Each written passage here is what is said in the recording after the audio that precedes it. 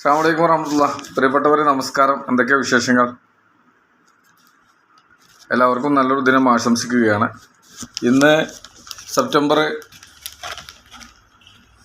23 ചൊവ്വാഴ്ച ചന്ദ്രിക ദിനപത്രത്തിൽ നിരീക്ഷണം പേജിൽ വന്നിട്ടുള്ള റിപ്പോർട്ടാണ് ഞാൻ നിങ്ങളുടെ മുമ്പിൽ എത്തിക്കുന്നത്. തിരുനബിയുടെ കുടുംബം എന്ന തലക്കെട്ടിൽ ബഹുമാനനായ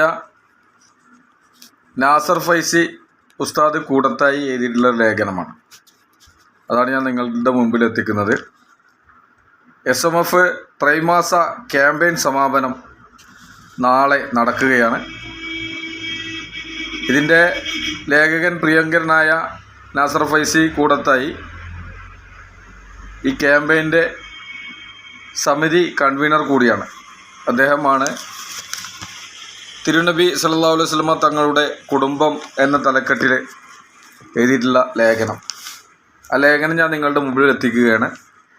തിരുവസന്തം 15 നൂറ്റാണ്ട് എന്ന പ്രമേയത്തിൽ സമസ്ത കേരള സുന്നി മഹല്ല് ഫെഡറേഷൻ ത്രൈമാസ റബിയ ക്യാമ്പയിനിൻ്റെ സമാപന സമ്മേളനം ഇന്ന് മലപ്പുറത്ത് നടക്കുകയാണ്. പ്രവാചകൻ്റെ ജീവിതത്തിൻ്റെ നിഖില മേഖലകളും ചർച്ച ചെയ്ത് നടന്ന SMF ക്യാമ്പയിൻ സമാപനത്തിൽ തിരുനബി സല്ലല്ലാഹു അലൈഹി വസല്ലമ തങ്ങളുടെ കുടുംബജീവിതമാണ് പ്രസക്തമായത്. കൂട്ടത്തിൽ ശൈശവ വിവാഹവും ബഹുഭാര്യത്വവും ആരോപണങ്ങളെ ദൂരീകരിച്ച് കൊണ്ട് ക്യാമ്പയിൻ ചെയ്യപ്പെടുകയാണ്.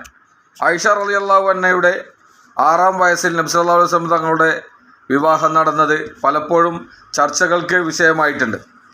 ആയിഷ ബി റളിയല്ലാഹു അൻഹയുമായുള്ള വിവാഹം ശൈശവ വിവാഹമെന്ന് ആക്ഷേപിക്കുന്നവരുണ്ട്. അക്കാലത്ത് അതൊരു സർവ്വസാധാരണയായിരുന്നു. നബി സല്ലല്ലാഹു അലൈഹി വസല്ലം തങ്ങളുടെ 25-ാം വയസ്സിൽ 40 വയസ്സുള്ള ഖദീജ റളിയല്ലാഹു അൻഹയെ വിവാഹം ചെയ്തു. മഹദിയുടെ മരണം 65-ാം വയസ്സിൽ വരെ മറ്റൊരു വിവാഹം നബി സല്ലല്ലാഹു അലൈഹി വസല്ലം തങ്ങൾ നടത്തിയിരുന്നില്ല. അവരുടെ മരണശേഷവും ഫക്കുദിയും കുലീനയുമായ ഖൗല ബിൻത്ത് സാലബ് റളിയല്ലാഹു അൻഹ ആണ് പ്രവാചകനോട് ആയിഷയുമായുള്ള വിവാഹത്തെക്കുറിച്ച് ആലോചന നടത്തുന്നത്. ഖൗല അന്ധവിശ്വാസത്തോട് പോരാടി വിജയിച്ച വനിതയുമാണ്. മക്കയിൽ സ്ത്രീകൾക്കിടയിലെ പല പ്രശ്നങ്ങളിൽ ഇടപെട്ട് തീർപ്പുണ്ടാക്കാൻ അവർക്ക് കഴിഞ്ഞിട്ടുണ്ട്. ആ വിവാഹം സമൂഹത്തിന് തന്നെ ഗുണം ചെയ്യുമെന്ന് ഖൗലക്കറിയായിരുന്നു. തന്നെയുമല്ല, ആയിഷയെ ജുബൈർ ബിനു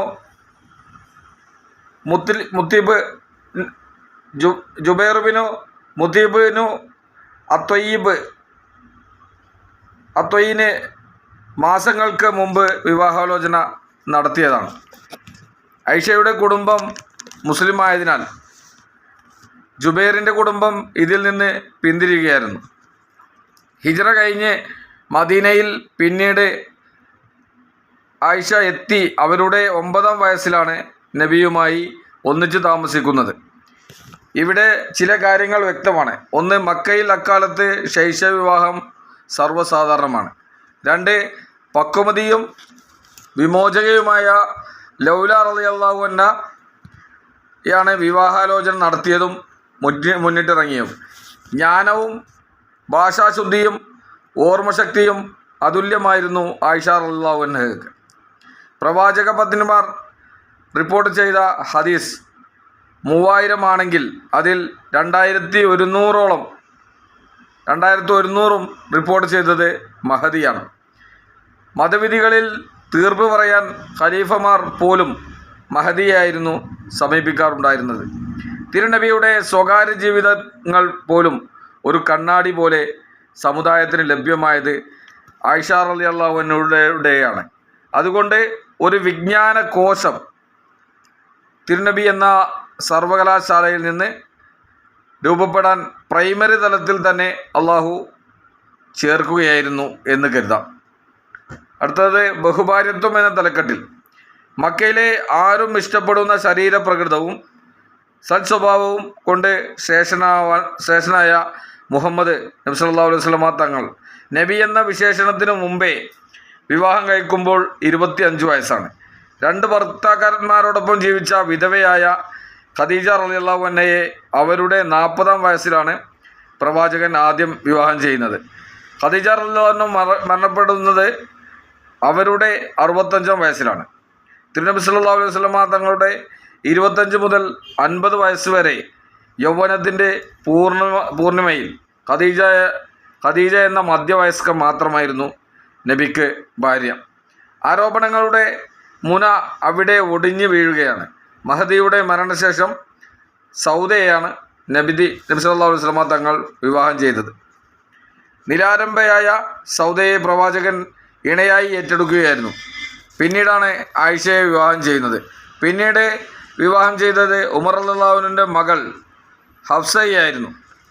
അബൂബക്കർ റളിയല്ലാഹു അൻഹുവിൻ്റെ മകളും സുന്ദരിമായ ആയിഷയും ഉമർ റളിയല്ലാഹു അൻഹുവിൻ്റെ മകളും ശാരീരിക സൗന്ദര്യം അത്രത്തോളം ഇല്ലാത്ത ഹഫ്സയും നബി സല്ലല്ലാഹു അലൈഹി വസല്ലമ തങ്ങളുടെ വീട്ടിൽ സമമായിരുന്നു.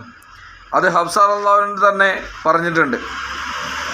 ആയിഷയും ഹഫ്സയും നബി സല്ലല്ലാഹു അലൈഹി വസല്ലമ തങ്ങളുടെ പത്നിമാർ ആവുക വഴി ഒരു രാഷ്ട്രീയ ബന്ധത്തെ അരക്കെട്ടുറപ്പിക്കുക കൂടിയായിരുന്നു. തിരുനബിക്ക് ശേഷം ഖലീഫയാകുന്ന അബൂബക്കർ റളിയല്ലാഹു അൻഹുവിൻ്റെയും ഉമർ റളിയല്ലാഹു അൻഹുവിൻ്റെയും മക്കളെ തിരുനബി വിവാഹം ചെയ്തു.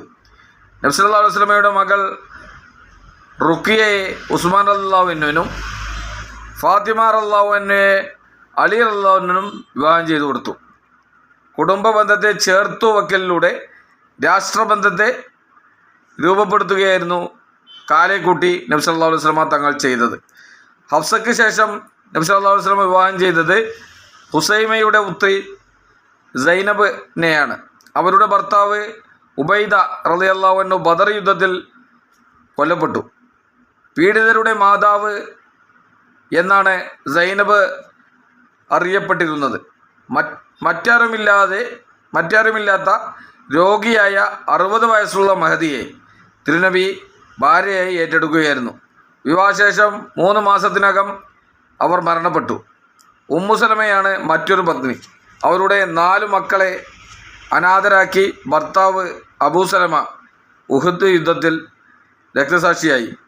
5-ാമത്തെ കുഞ്ഞിന് ഗർഭം ചുമന്ന ഉമ്മു സലമയെ അവരുടെ 54-ാം വയസ്സിൽ പ്രസവാനന്തരം നബി സല്ലല്ലാഹു അലൈഹി വസല്ലമ വിവാഹം ചെയ്തു. അവരെ വിവാഹം കഴിച്ച് കണ്ണീരൊപ്പണമെന്ന് തിരുനബിയോട് ഉമർ റളിയല്ലാഹു അൻഹു ആവശ്യപ്പെടുകയായിരുന്നു. തിരുനബി വിവാഹം ചെയ്ത മറ്റൊരു വനിത ജയ്ഷിൻ്റെ മകൾ സൈനബാണ്. പ്രവാചകൻ്റെ പിതൃ സഹോദരി പുത്രി. പ്രവാചകൻ സ്വതന്ത്രനാക്കിയ അടിമ സെയ്ദിനാണ് സൈനബിനെ വിവാഹം ചെയ്ത് കൊടുത്തിരുന്നത്. അവർ ഇരുവരും യോജിക്കാതെ ബന്ധം പ്രയാസകരമായപ്പോൾ വിവാഹബന്ധം വേർപിരിഞ്ഞു. പിന്നീട് അള്ളാഹുവിൻ്റെ കൽപ്പന പ്രകാരമാണ് അവരെ തിരുനബി വിവാഹം ചെയ്തത്. ഈ വിവാഹത്തിലൂടെ ഒരു സാമ്പ്രദായിക വിശ്വാസത്തെ അവസാനിപ്പിക്കുക കൂടിയായിരുന്നു. നബി സല്ലല്ലാഹു അലൈഹി വസല്ലമയുടെ ദത്തുപുത്രനായിരുന്നു സെയ്ദ്. ദത്തുപുത്രന്മാരെ സ്വന്തം പുത്രന്മാരായി പരിഗണിച്ചു പോന്ന പുരാതനമായ അറേബ്യൻ സമ്പ്രദായത്തെക്കുറിച്ച് മുറിച്ചു മാറ്റുകയായിരുന്നത്. കുലമഹിമയും പക്ഷപാതിത്വങ്ങൾക്കുമപ്പുറം മനുഷ്യസമത്വം എന്ന ഇസ്ലാമിക കാഴ്ചപ്പാടിൻ്റെ പ്രയോഗവൽക്കരണമായിരുന്നു സൈനബ് വിവാഹം. എന്നാൽ ഒരടിമ വിവാഹമോചനം നടത്തിയ സ്ത്രീ പ്രവാചക പത്നി പദമലങ്കരിച്ചതിലൂടെ വീണ്ടും വർണ്ണവറിയെ തുടച്ചു നീക്കി. സമത്വത്തിൻ്റെയും മനുഷ്യത്വത്തിൻ്റെയും 2 സാമൂഹ്യ പ്രമേയങ്ങളെയാണ് സൈനബ് വിവാഹത്തിലൂടെയും പിന്നീട് നബി സല്ലല്ലാഹു അലൈഹി വസല്ലമ തങ്ങൾ തിരുമേനിയുടെ സൈനബ് വിവാഹത്തിലൂടെയും അള്ളാഹുവും നബിയും സാധ്യമാക്കിയത്.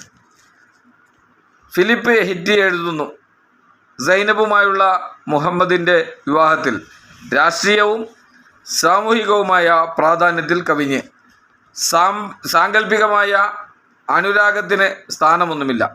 പ്രവാചകൻ ചില ഭാര്യമാരെ സ്നേഹം കൊണ്ടും വേറെ ചിലരെ രാഷ്ട്രീയ കാരണങ്ങൾ കൊണ്ടുമായിരുന്നു വിവാഹം ചെയ്തത്.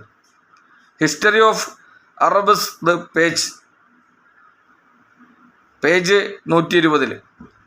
അബൂ സുഫിയാൻ്റെ മകൾ ഉമ്മു ഹബീബയാണ് തിരുനബി വിവാഹം ചെയ്ത മറ്റൊരു വനിത. തൻ്റെ ഭർത്താവ് ഉബൈദുള്ള എത്യോപ്യയിൽ വെച്ച് ഉമ്മു ഹബീബയെ ഉപേക്ഷിച്ച് ക്രിസ്തുമതം സ്വീകരിച്ചു. ഒറ്റപ്പെട്ടവരെ തിരുനബി പത്നിയായി ചേർത്ത് പിടിച്ചു.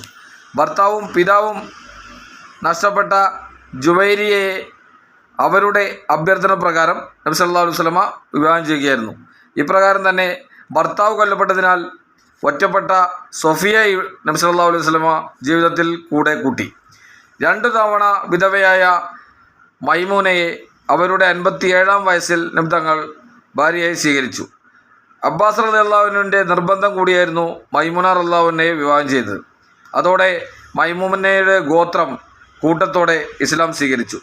നിലാരംഭരായ വിധവകളുടെ സംരക്ഷണവും ഇസ്ലാമിൻ്റെ പ്രചോദനവും രാഷ്ട്ര നിർമ്മാണവുമാണ് നബി സല്ലല്ലാഹു അലൈഹി വസല്ലമ തങ്ങളുടെ വിവാഹങ്ങൾ എന്നും ദേഹേച്ഛകൾക്കും വ്യക്തി താല്പര്യങ്ങൾക്കും വേണ്ടിയല്ലെന്നും ചരിത്രം വ്യക്തമാക്കുന്നു. കൃത്യമായി തന്നെ ബഹുമാന്യനായ SMF-ൻ്റെ ത്രൈമാസ ക്യാമ്പയിൻ സമിതി കൺവീനർ കൂടിയായ ബഹുമാന്യനായ നാസർ ഫൈസി ഉസ്താദ് കൂടത്തായി ഇന്ന് ചന്ദ്രികയിൽ എഴുതിയിട്ടുള്ള തിരുനബിയുടെ കുടുംബം എന്ന തലക്കെട്ടിൽ എഴുതിയിട്ടുള്ള ലേഖനമാണ് ഞാൻ നിങ്ങൾക്ക് മുമ്പിൽ എത്തിച്ചത്. അത് എത്തിക്കാൻ കഴിഞ്ഞത് വളരെ സന്തോഷമായി കണക്കൂട്ടുന്നു. നബി സല്ലല്ലാഹു അലൈഹി വസല്ലമ തങ്ങളുടെ ചരിത്രങ്ങളൊക്കെ നമ്മൾ കേൾക്കാൻ ആഗ്രഹിക്കുമ്പോഴും അതോടൊപ്പം തന്നെ അതൊക്കെ മനസ്സിലേക്ക് ഓടിയെത്തുമ്പോഴൊക്കെ നമ്മളുടെ ചിന്ത അങ്ങ് മദീന മുനവറ തന്നെയാണ് എന്ന് പ്രിയപ്പെട്ട ഇത് കേൾക്കുന്ന ആളുകൾക്കൊക്കെ, എൻ്റെ പ്രിയപ്പെട്ട പ്രേക്ഷകർക്കൊക്കെ അറിയാം. അപ്പോൾ നമ്മൾ ഏറ്റവും കൂടുതൽ ആഗ്രഹിക്കുന്നത് മദീന മുനവറയിൽ നേരിലൊന്ന് എത്താനും പ്രിയപ്പെട്ട നബി സല്ലല്ലാഹു അലൈഹി വസല്ലമ തങ്ങളോട് അസ്സലാമു അലൈക്കും യാ റസൂലല്ലാഹ് എന്ന് പറയാനും ഒന്ന് മനസ്സുരുകി പ്രാർത്ഥിക്കാനുമൊക്കെ നമ്മളെല്ലാവരും ആഗ്രഹിക്കുന്നവരാണ്. ഒരു പ്രാവശ്യമെങ്കിലും നമുക്ക് അവിടെ എത്തി പ്രാർത്ഥനയിൽ മുഴുകാനും നബി സല്ലല്ലാഹു അലൈഹി വസല്ലമ തങ്ങളുടെ ആ ഒരു അന്തി ഉറങ്ങുന്ന ആ ഒരിടത്ത് നമുക്ക് ഒന്ന് ഇരുന്ന് സന്തോഷത്തോടെ മനമുരുകി പ്രാർത്ഥിക്കാനുമൊക്കെ അല്ലാഹു റബ്ബുൽ ഇസ്സത്ത് നമുക്കെല്ലാവർക്കും തൗഫീഖ് നൽകട്ടെ. ആമീൻ എന്ന് ദുആ ചെയ്യുകയാണ്. അതോടൊപ്പം തന്നെ അവിടെ സന്ദർശിച്ചവരുമൊക്കെ ഉണ്ടാവും. അവർക്ക് ഇനിയും വീണ്ടും വീണ്ടും അവിടെ സന്ദർശിക്കാനും അല്ലാഹു തൗഫീഖ് നൽകട്ടെ. അതോടൊപ്പം തന്നെ പരിശുദ്ധമായ ഹജ്ജും ഉംറയും നിർവഹിക്കാൻ നമുക്കെല്ലാവർക്കും അല്ലാഹു തൗഫീഖ് നൽകട്ടെ. ആമീൻ എന്ന് ദുആ ചെയ്തുകൊണ്ട് ഞാൻ എൻ്റെ ഈ ലേഖനം ഇവിടെ അവസാനിപ്പിക്കുകയാണ്. എല്ലാവർക്കും നന്ദി, നമസ്കാരം. വാഖിദ് ദഅ്വാനാ അൽഹംദുലില്ലാഹി റബ്ബിൽ ആലമീൻ. അസ്സലാമു അലൈക്കും വറഹ്മത്തുള്ളാഹി തആല വബറകാതുഹു. മാ സലാമ.